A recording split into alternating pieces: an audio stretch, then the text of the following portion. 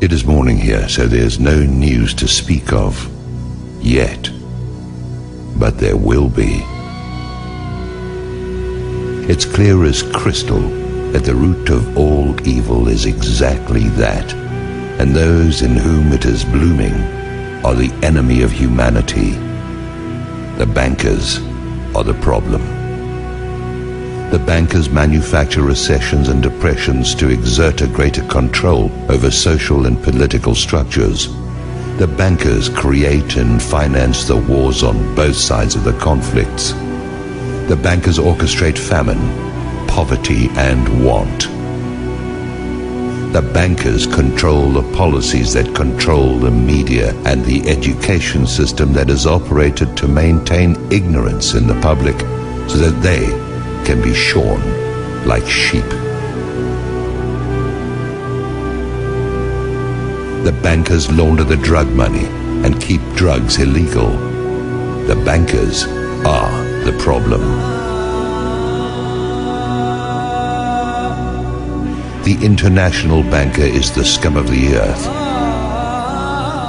and they have to be brought to account. What will accomplish this? There are several possibilities. One of them is a real run on Wall Street, where the public goes into their offices and dispenses frontier justice on their person. The other is some kind of cosmic intrusion of forces that I won't begin to speculate on. And the other is some kind of financial miracle in which they actually wind up broke. But I don't know how something like that would work. The most likely is a combination of the first two, where the second channels through the first. Once the cost of food, lodging, and fuel hits a certain point, the public will be universally galvanized by the force that builds up from the pressure of their asses against the wall. We can be there in a few days. Once the system begins to collapse, it will have its own speed of free fall, and things will move at a spectacular rate of change.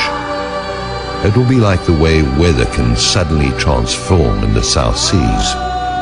At the point when this begins to occur, the probability of global conflict will accelerate to maximum thrust. This is the primary truth about imperial currency activity. When the money goes south, violent attention goes east. Yes, maybe it will all just limp along on crutches while plastered with band-aids, but that goes contrary to the mathematics.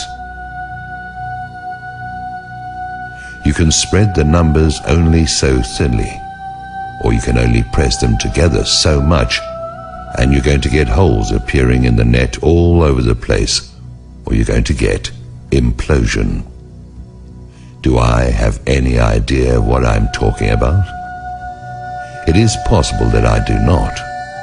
There's an area where allegorical poetry gains a mystical influx of metaphysical certainty that is no different from the theoretical physics, where theory is just another word for things we don't want to accept as inevitable.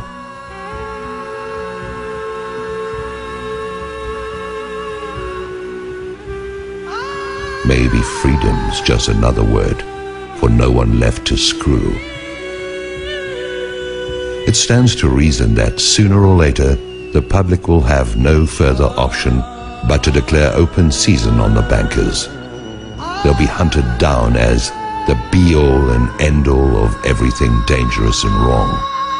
They are a plague and a pestilence as bad as any epidemic. They are the whiskey and yellow fever blankets on the reservations of ordinary life. They are anthrax masquerading as sweet and low. They are the long-standing source of the majority of humanity's problems and have little competition except for the ubiquitous presence of ignorance and impossible dreams. Whoever these bankers are, that is who they are. When the shit hits the fan, as it is going to do at any moment, the guilt of the banksters is going to stand out like zits on a beauty queen.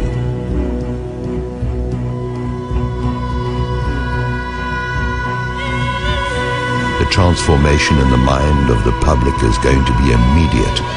People watch the news, and although it is nothing more than garbage and lies, the players have all been seen there. They've been seen in Congress, and they've been seen wherever the lies created to defend them have been publicized.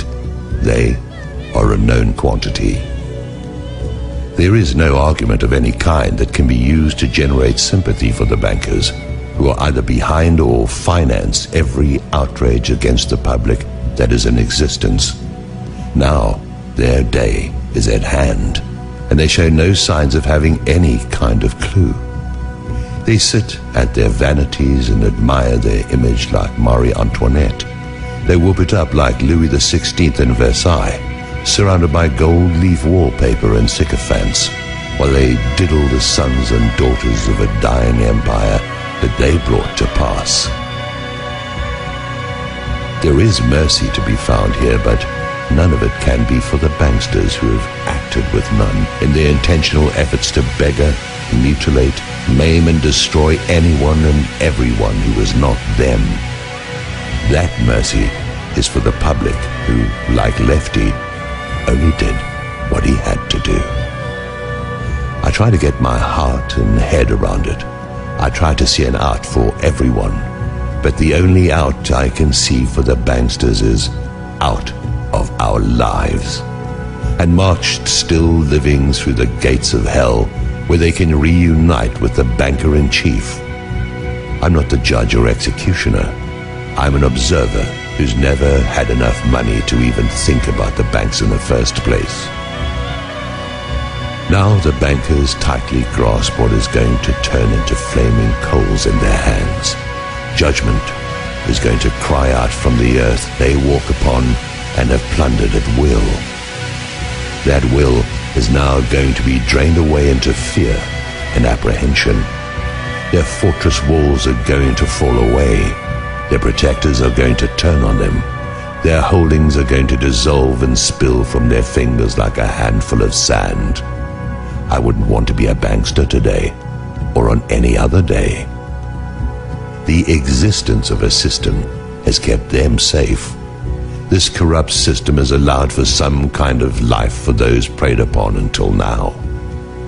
Now it has turned upon those whose compliance has been forthcoming for so long. Soon that compliance will be gone, and there are not enough police and armies to quell what is going to rise out of the midst.